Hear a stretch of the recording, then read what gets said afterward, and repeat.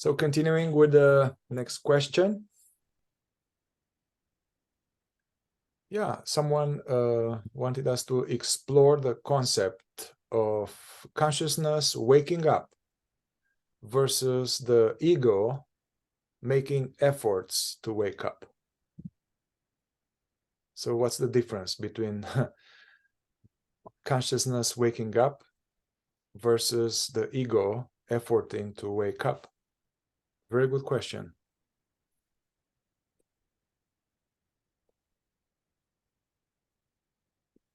Like to start? Yes, it's was just thinking about it as you were reading it. It's so interesting because, this raises the question, who or what wakes up?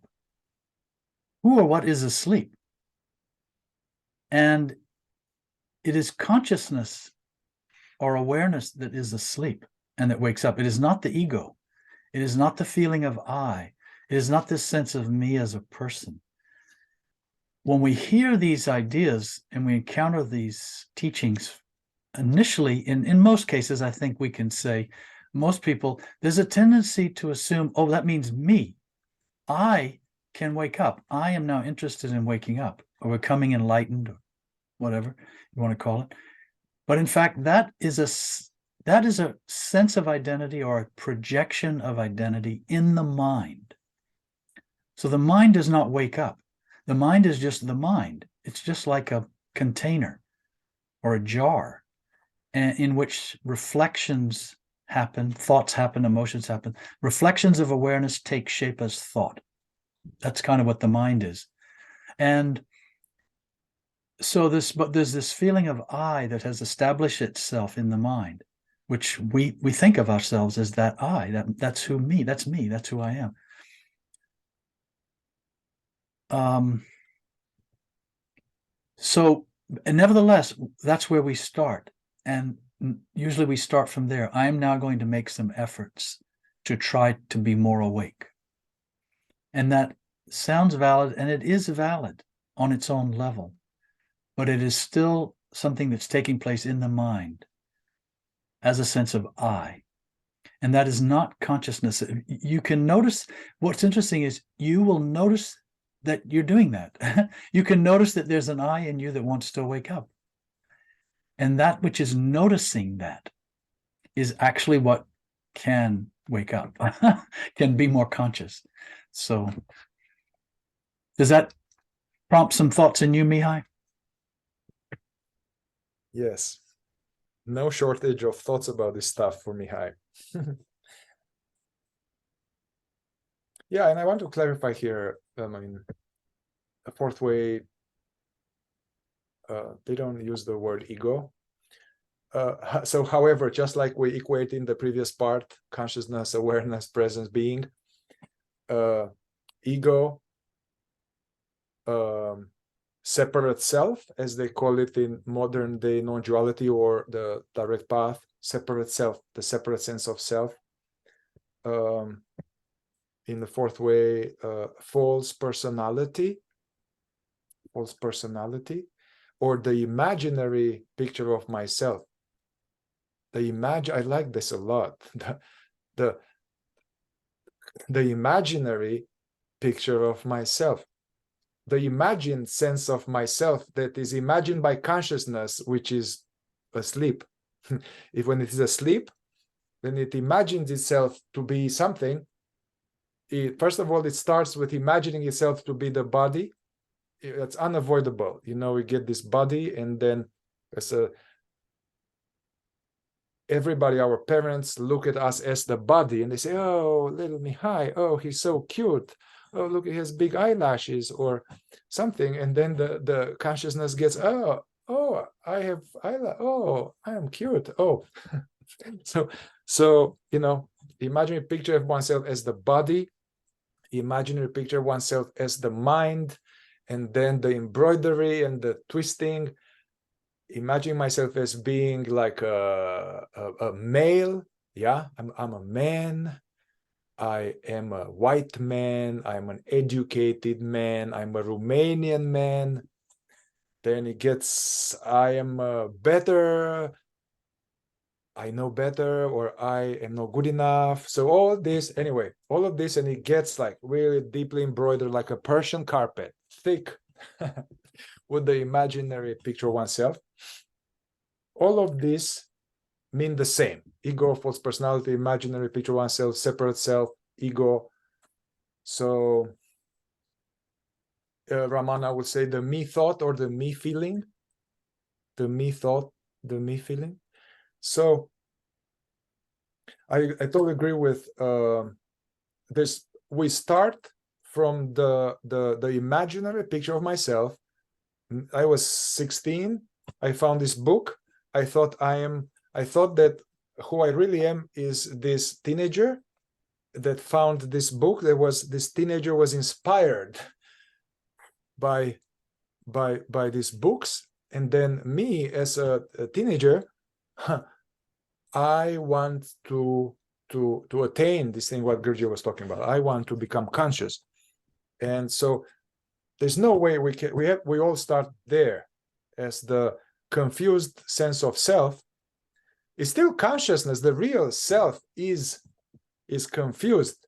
So from this confused sense of self, as the body and the mind, now this is trying to wake up. So we start like that, and I like that in the fourth way they explain that it's normal. I mean, there's no other way, and they explain how actually this part of us that is interested in higher knowledge, is interested in seeking, like what they call in modern day non-duality, the seeker. So this seeker, they call it there's a part, it's the part of false personality, part of the imaginary self, which is attracted to truth, and they call it magnetic center. And then if this magnetic center is mature enough, and not lost in all kind of seeking all over the place and never recognizing something that is coming, something deeper, something higher knowledge. So this magnetic center brings us to a teaching that is ideally a higher teaching, coming from a sage or from a conscious school. So this magnetic center now kind of stops seeking and is like, oh, I found it. I remember I probably had the same thing when I found the teaching and I found the school. That school, I was like, yes, I found it. So then I stopped seeking, and the seeking transformed into, I got to work on myself now.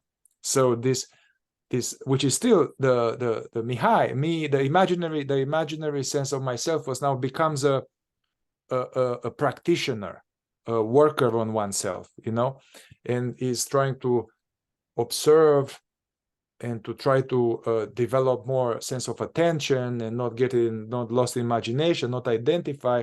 So the imaginary sense of self now, there's a part of it is interested in the work and is strengthened. It becomes stronger and stronger as if one is earnest and sincere. Yeah. And then anyway, in the fourth way, this from seeking to practitioner, and that practitioner goes through various stages of getting more serious. So, but it's still at the level of the mind, so to say. Yeah. So it goes through various stages,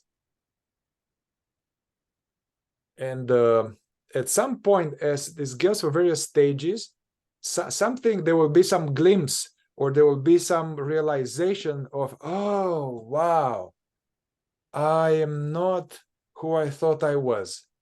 and then it's kind of like there's some shift somehow, that somehow there start to be glimpses that I'm not this white, male, whatever.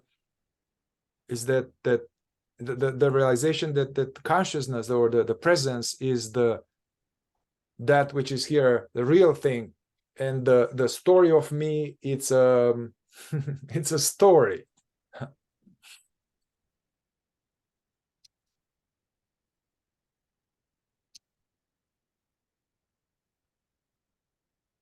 It's an interesting I'm just reflecting more on this question. It's a very honest question.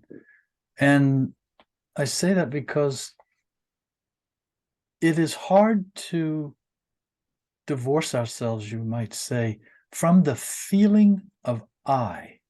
This is really at the heart of everything we're talking about. There's this feeling of I, this feeling of identity, even a feeling of being, which, and I think what happens is, I think it's fair to say that by virtue of realizing that you are being, that gradually transforms.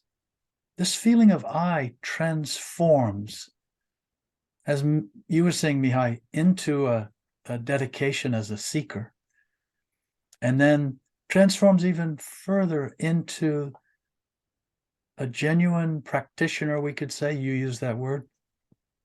Genuinely, sincerely, consistently trying to be more present, more often. And it's coming from a genuine place.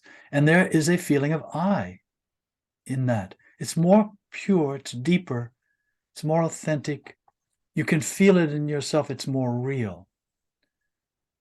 And ironically, it is still not pure consciousness, pure awareness. It is still a feeling of I. But you can't necessarily jump all the way out of, you can't just, consciousness cannot just jump all the way out of the feeling of I. This does happen for some people. These are dramatic awakenings. And it can actually happen for a moment or for a little while.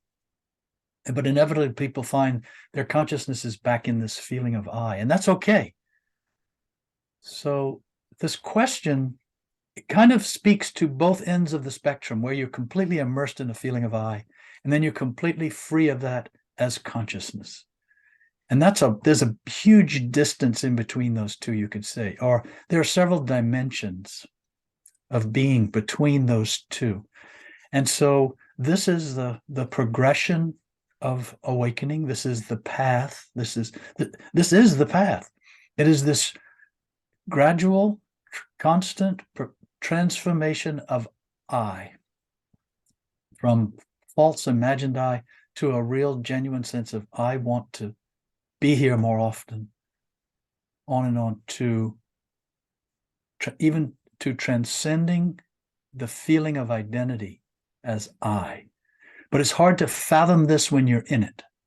It's hard to fathom what that means. You can think about it, you can try to intuit it, but until consciousness steps out of that, it's not a reality.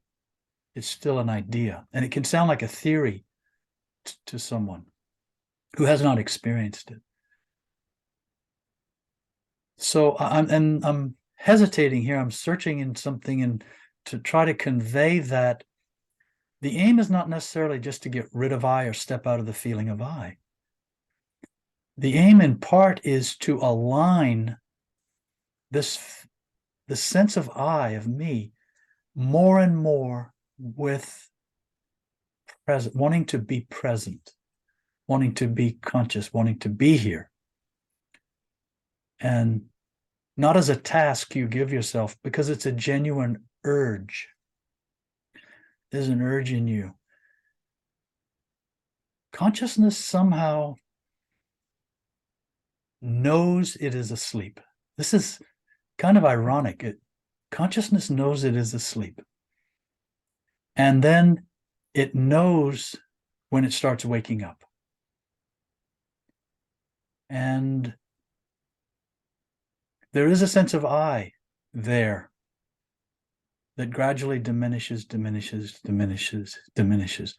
But so we have to trust a deeper and deeper sense of I.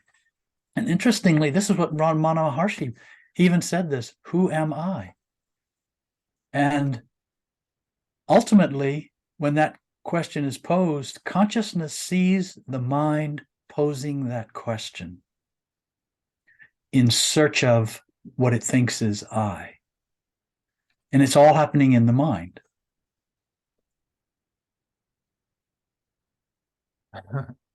I'll toss it back to you, Mihai. Yeah.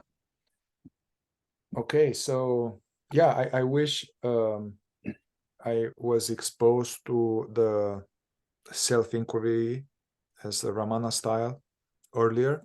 I maybe would have saved some time, but it's all perfect. Because it's a and now let's say if I'm teaching some of the fourth way, I would definitely include that question, because so also I recently did some videos about the interdependentness and the link between these practices like being present, observing, resting as awareness, meditation, self-inquiry. How it seems like they're like four different things, and which one do I do? But they are kind of interconnected and they help each other. So anyway, basically meditating along a certain way where the mind gets a little bit more quiet and one is less checked out in past and future and is more here, and posing this question, which is a thought like, what am I? Who am I? I liked modern day non-duality, this question, like Rupert said, that this question has been used so much that we kind of became jaded, or it has so much philosophy to it. So it might be fresher to ask the question, what is aware right now? It's the same question. What is aware right now? What am I? Who am I? Somehow it's almost like drop that and not expect any, not be interested and not believe anything that may come, because initially the we drop this question and then what am I, and then they will pop all kind of eyes. Initially they will stuff like, oh, I'm a man, I'm a American, I'm educated, I'm fat, whatever. Then it will get, if we get more sophisticated, we get, I am divine presence. I am. So all this, so we are instructed, Ramana says, whatever comes, that is a thought. That is an I. It's a thought that arises, and I am aware of it. That's definitely this thought. I am divine presence. That's a thought. Am I this thought, or am I that which is aware of it? Or they have this additional question, like when a thought comes, okay, what am I? A thought comes, it says something. The additional question was, to whom does this thought arise? So like, and even at some point it gets like, to me, man, to me. And I was like, okay, what am I? So basically the mind will keep off-gassing these eyes, this explanation, these labels, these things. But the idea that if we are really interested in this, and this practice, this is useful only if we are really interested. If we are not interested, forget about it. But somehow in this, it decants, the illusion kind of settles, and at some point, like we asked in the question, what am I? The question itself quiets the mind, and then one may be revealed that there's no thought. All thoughts are bullshit, but something is aware. So then that is some kind of that silence, this aware silence is the answer. So now then at that point, there's a glimpse of that's really special. It's a glimpse, or a kensho, they call it in Zen, or that could be very dramatic, like with emotions or angels or something, or can be totally subtle. He even didn't realize nothing happened. But that is so powerful. It starts to, something happens, almost like the house of the imaginary self has got a big hit, bam, and it starts to be a crack in it, and that will keep cracking. Anyway, to me, self-remembering makes sense. It takes a whole other dimension, more than just being mindful or being present, like the power of now, being here now, being attentive to the present, being mindful. But it's not clear who or what am I. It's just me being mindful. But when we have that glimpse and the aware silence or the aware background is revealed to itself, and then we go back into the mind and we identify it. But then when the impulse comes to remember oneself, as is in the fourth way works, self-remembering now, it's almost like remembering that, and not mental remembering, but like that comes back online. I like this thing, being the consciousness that we are knowingly. I think that's self-remembering. So yeah. I was thinking while you were speaking, not thinking, but the image was coming to my mind, Mihai, when you were speaking, about the idea of a mirror and how the mind is essentially a mirror. And what happens is we perceive, or consciousness, I should say, perceives, and immediately reflects in the mind. A perception reflects, and then that forms into what we call thought or emotion. And so to me, this is a very good analogy where if you stand in front of the mirror and you look at yourself in the mirror and you try to stay aware of your image in the mirror, and you're kind of saying, who am I? Who am I? And you're looking at yourself in the mirror and you're genuinely asking this question.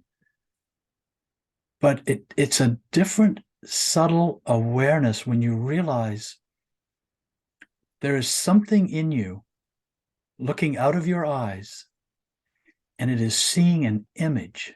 That's all it's seeing. It's seeing a reflection that looks real. And you're sure that's a reflection of who you are. And it's not. It's a reflection of the body. It's not a reflection of that which is looking.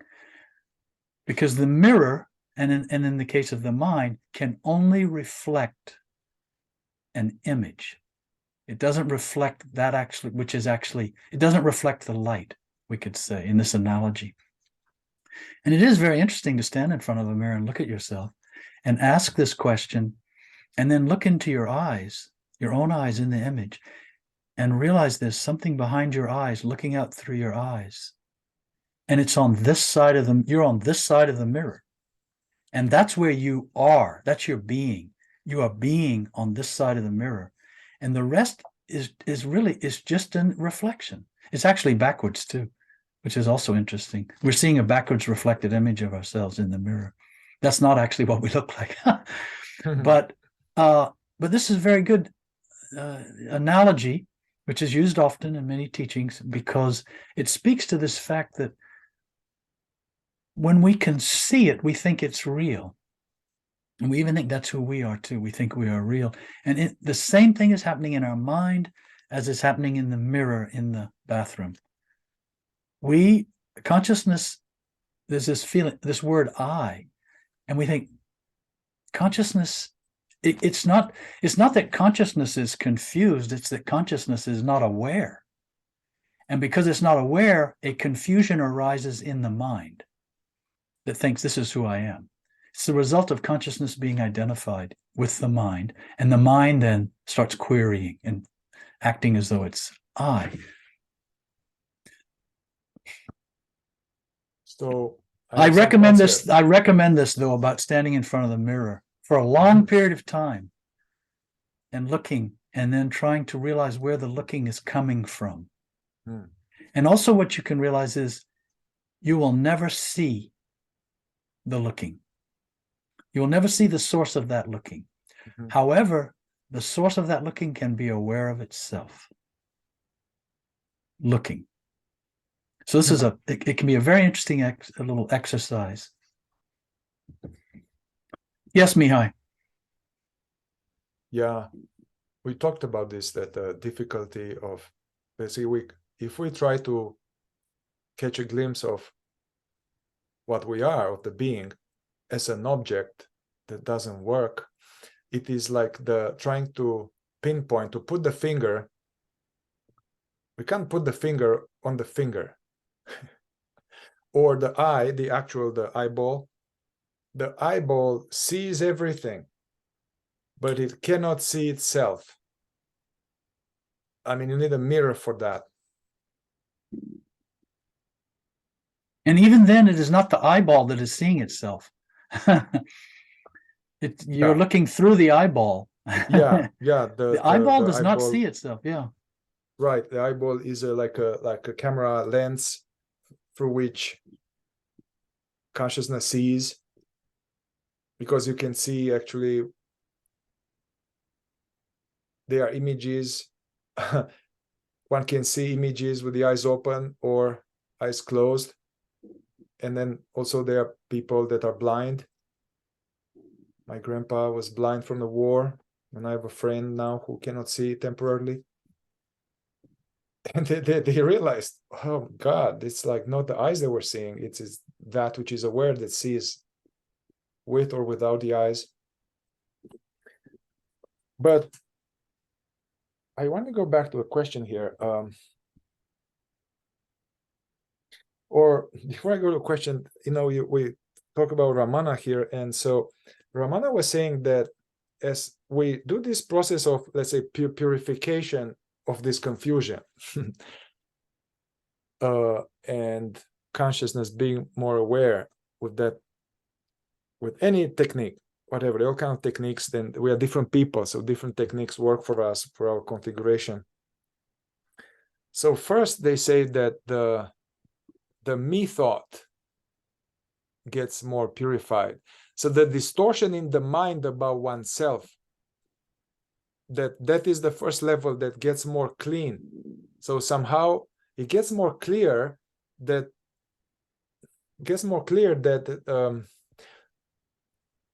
I'm not a thought. That which is aware is not a thought. And then also the even the mind gets more clear about this, is less confused. So then some misunderstanding meant, the me thought kind of erodes first. And we can even have deep glimpses of what we are. But then what's more pernicious and more tricky to look at is the me feeling, which is and which is actually now goes towards my my work, and also trauma, and this the feeling of me as a state of an emotional state, as a I'm angry, I'm there's some I'm sad. There's and also this is connected to the sense of separation due to this consciousness being unconscious of itself, and due to this confusion and embroidery, it creates a lot of somehow the consciousness contracts in other, I don't know if it contracts, but there's a sense of self-contraction as like a me, as a something. And also through being shocked and being in this world which is not the kingdom of heaven at all, we are shocked. Even before being born can be shocked. So that shock, that kind of creates the sense of me. I can't be myself. I have to be good. I have to be nice. I have to hide. They will reject me. I was abandoned. You see, that's more than a thought. That is some energy with which consciousness is identified with as the sense of me. And you can't philosophize that. One needs to really go at the level of the body. Jean Klein, Francis, or other methods is to really bring awareness to that. Actually, it's a painful, there's a lot of pain body in there, painful sense of me. But one needs to be pretty stable and strong strong with consciousness to meet that and witness that.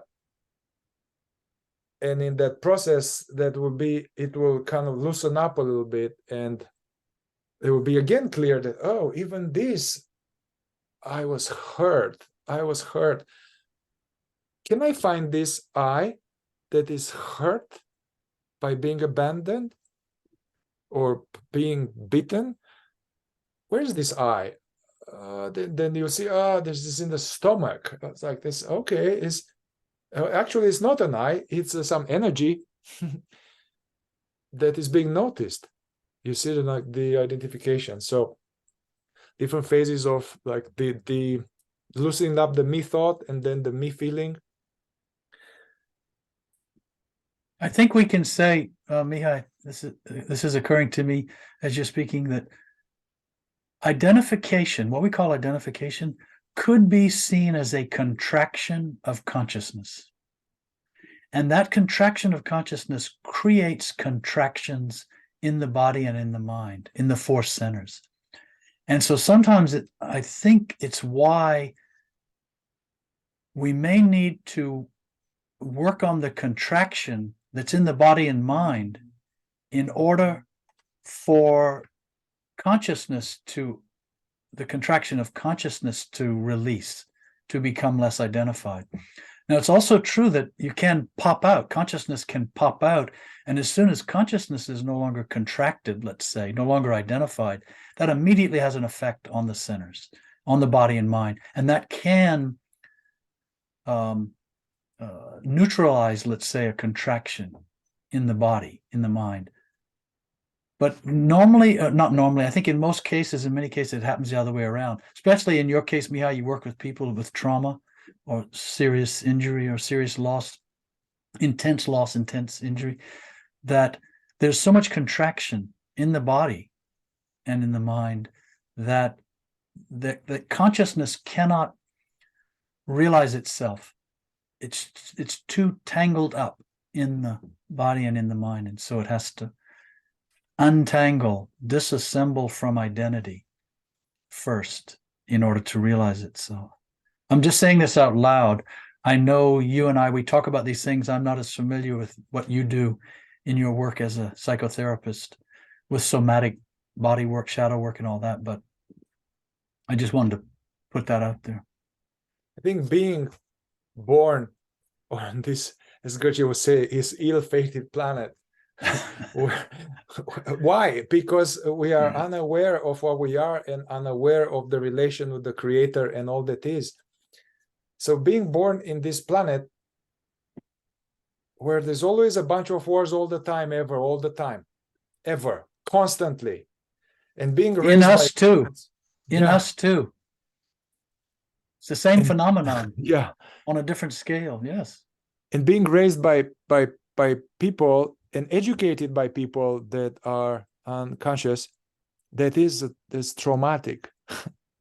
So there is this contraction is like a contraction. I like this. The Ashanti teacher is like, they said there are almost 3 levels: the level of the mind, the level of the heart, and the level of the gut. And it's almost like this actually imaginary sense of me, this embroidery and all of that. There's like a fist.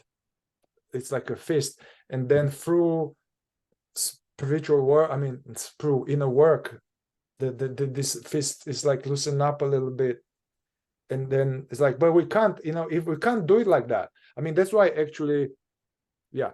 And then even it go like that, it goes back in. So we have to keep prying this open, and prying it open. And at some point, I went through some deep experiences using some 5-MeO DMT, I think the most powerful psychedelic, which somehow has the effect of it's like to violently shut down the sense of me, the me thought, me feeling, and this, and but it's really can be, for many people, can be like the most like terrifying, atrocious, torturous experience, because it happens all at once. I felt that, oh my God, underneath all the psychology and underneath the emotion, there is like a reservoir of terror and a sense of struggling to survive as an imagined separate being without God and trying to survive. I really felt it and sensed it. There was this gut level contraction, clenched. It's almost like living one's life trying not to poop my pants. Really, it felt like it's this to hold on to, which I could see that is all my ancestors and all humanity has this thing. When I understood that, I realized all the clients that are coming to me and everybody, they have this underneath, and it's really, yeah. Well, the fourth way, you may or may not confirm this with me, but to me, this is the instinctive center, basically, and it lodges. There's a sense of I lodged in there that you described it so well, and it's goes unnoticed to us most of the time until all these other layers are peeled away. But that it's there, and that's what a human being is really an animal with a mind and that has emotions and thoughts. Mm-hmm. And consciousness is up against that because it's such a powerful force that it's compelling, it's persuasive to be identified with that and to feel the sense of I in that. But even what Adyashanti said, he was really talking about the different centers: the mind, the intellectual center, the heart, the emotional center, the gut, the instinctive / moving center. Mm-hmm. Yes. Mm-hmm. That's what I love about this. This is why it interests me how the fourth way and these non-duality teachings and all, they overlap. They're talking about the same thing. And once you see the connection, they do enhance each other. They help each other. They broaden the picture. They deepen the view. And they open up. They can somehow propel consciousness beyond the mind more nimbly when you see how they're all connected, these teachings. The person who asked that question, the initial question where we started riffing and jamming on it. You mean in the last segment? This segment, like, that's the what was the question here? About consciousness waking up versus the ego. Versus the ego efforting to wake up. Yes. It was stirred a little bit. This person went to a silent meditation retreat with a respectable and very popular non-dual teacher of these days who also has a strong Zen background. And then she was telling me afterwards, I asked her, hey, how did it go? How did it go? And she said, I didn't have an awakening. I didn't have an awakening. And then, anyway, so then she was telling me that there people were meditating a lot, and then at some point in the evening they will talk, and somehow she witnessed this phenomena that somehow many people, like every day, a bunch of people, they would like pop, and the teacher would say, oh yeah, and then they would pop like they had an awakening. They had an awakening, and then they will walk on the stage, and the teacher could recognize that and will confirm their kensho, it's called in Zen, or a glimpse, or satori, which is like a glimpse, like a glimpse. Yeah. And then somehow she felt like that she felt like that now. And so this is tricky business, because I think this can be overrated.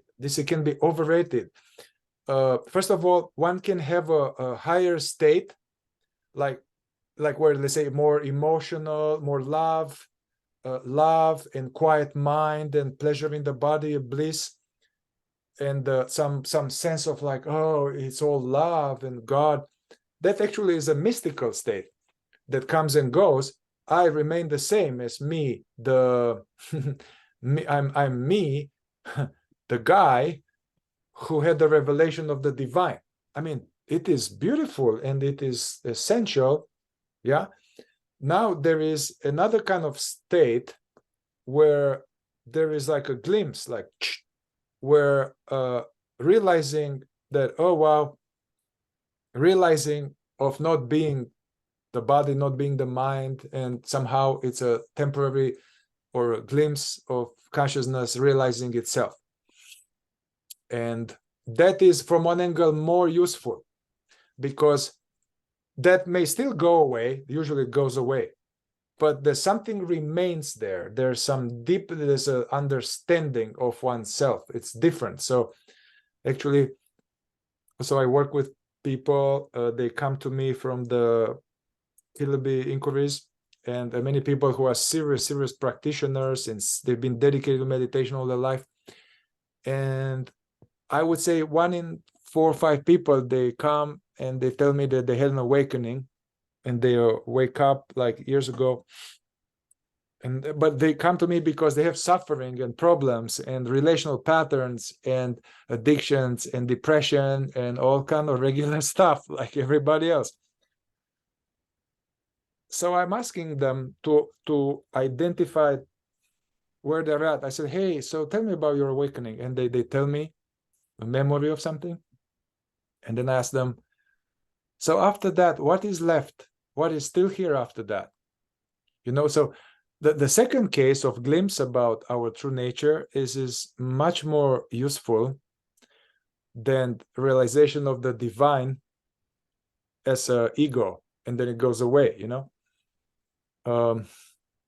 Anyway, so this can happen a lot, but then, you know, due to less of spiritual maturity, lack of spiritual maturity, lack of being warned by the teacher, somehow the ego appropriates that. You know, I mean, it happened to me a long time ago at the meditation retreat. There was some long periods of deep presence. And then my ego was like, oh, wow, I think I got it. I think I'm enlightened. Oh, wow, yeah. And this was coexisting. These thoughts were coexisting with some higher state of being for a long time. And then I was meditating there, and there was this, oh, wow, yeah. So I'll go home, and maybe it was this like total deceiver. The ego was trying to appropriate this vanity in 4th way, my vanity feature, and specialness, you know. There was some aspect of my false personality, specialness, vanity, look at me, I'm better than you guys, was creeping in to, because actually I didn't quite have a glimpse of what I am. I didn't. It was just a higher state, but still as a me having a higher state, me getting this thing. And then, although I was meditating there, it started to have this oh, I'm going to go to a satsang with Adi Ashanti, and I'm going, there's all this imagination as I'm going, and he's going to see, and he's going to say, yeah, Mihai, you know, this or that, so that I'm more special, and, you know, I'm now something, and, you know, so that's a trap. And this person that asked the question, actually, she sensed that, like, there's almost like, hey, I popped, yeah, and then, yeah, this is overrated. So when she came to us and I told her the story, I really liked when I told Peter, like, hey, you know, she came and she didn't have an awakening, and we were both like, good for you. In a way that one can hang one's hat there and land on some illusion, you know. And we weren't being facetious when we said that. It was more that it was more honesty. She was honest about the fact, because she probably wanted to have one. And I would assume, without knowing any of those people who were there were people there who genuinely wanted to have an experience. And because of that, they did. But as you say, this is a good word, appropriation. And this is normal. The mind has no choice but to appropriate the perceptions of consciousness or of awareness and turn them into thought And then by virtue of identification, for identity to shape itself around all of that. This is normal. This happens in what's called the spiritual path all the time. It happens to all of us, where we think something happened and now we kind of morph into a new sense of identity around it. And that has to happen in order to see that it's happening, and to see that that which is aware of it happening is the real, is reality. And that which it's happening to and is experiencing the happening, that's I, that's identity, that's the mind, that's the body, that's the four centers. And this is part of seeing all of it. So it's not a bad thing. It comes down to the question of, in the end, no one can be honest with ourselves except ourselves about what we're experiencing. And I would say it is much more easy to fool oneself in this arena than it is to realize the truth. Mm-hmm. Yeah, there was our soul friend and Zen master Suzuki Roshi was saying, yeah, if you trick others and you deceive them, that's not ideal. But if you deceive yourself, then there's no more medicine. And it's interesting that actually this person, when there, she knew already that she was she had enough spiritual maturity to like say, hey, I'm interested to strengthen my meditation practice so that I'm less busy all the time, and to deepen this, and not care so much about this awakening. But in that context, it was so much like in her face that people like this, and then there's like in the culture of it, which I think it's some symptom of our quick the Kundalini in 3 days, which is actually dangerous, or awakening at this in 3 weeks, or come to this retreat, and that is bullshit. I must say, it's bullshit. A serious transformation, it requires like long time of persistent effort and consistent dedication for 99.9% of the people. And for 0.0.1% where it happens all at once, they have a lot of work to do afterwards to integrate that. And there's a third scenario, I believe. I've never met Eckhart Tolle. I don't know, but the story he tells, that he went, he had that thought about late in the night before he fell asleep, that he had enough of this, and he wondered, I can't remember the details, but it was more like he saw the eyes talking to themselves, and he realized, wait a minute, who's asking the question, and who's suffering the dilemma?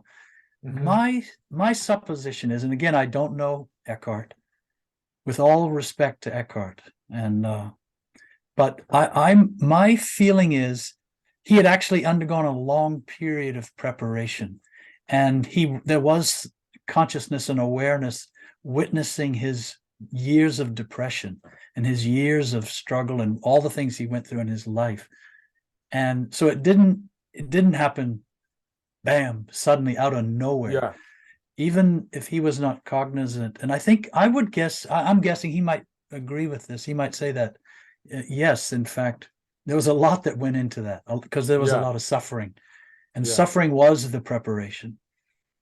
Well, I think we maybe have exhausted this question.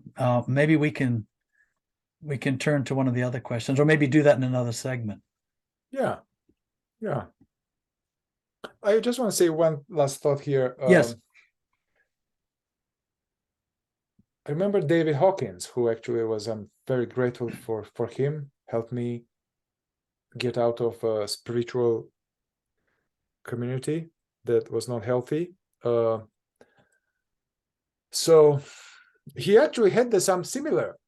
He was in a low state of deep depression and despair, and he felt like he was in the pits of hell. And actually, he was an atheist, and he was a very intelligent, convincing atheist who was convincing other people who were religious that this is bullshit, and he was doing a lot of drugs and substances, and he got lower and lower and lower and lower. And then he tells the story that in the pits of despair, he had this like plea, like from his spirit, like something along the lines, if there is a God, I ask for help. And then it all kind of crashed on him. And then when he woke up, there was everything very different.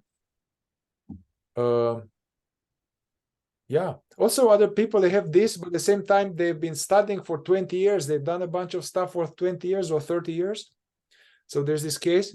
Also, there are cases like Ramana or Robert Adams, who kind of just attained like a full awakening, liberation, and stable when he was 15 in a math class. And so, but he says, and Ramana too, hey, I have done many a lifetime of this practice. And it was just right there. So we can't verify this, but that's interesting to be said. And one last thing, and I'm in Zen, Dogen Zenji, the patriarch of Zen, he was questioning about this. He says, hey, if you sit zazen, or if you meditate in order to attain enlightenment, you are wasting your time, completely wasting your time. We meditate in order to experience our true nature, not to attain something. Because when we have this, it's like a carrot. When you try to attain something, it's always somewhere else, some other time. It's not here, some other time. So, and it's unavoidable because we hear these stories and it's juicy, but at some point we need to give up. Give up this. It's an imagination, Or see through it, see through to the truth, the reality that that's I that's doing that. That's the mind and body doing that. It's the four centers trying to, as you say, reach something, achieve something. Yeah. Actually, you can't give it up. They say give up the seeker. Right. No, and then because you never awaken in the future.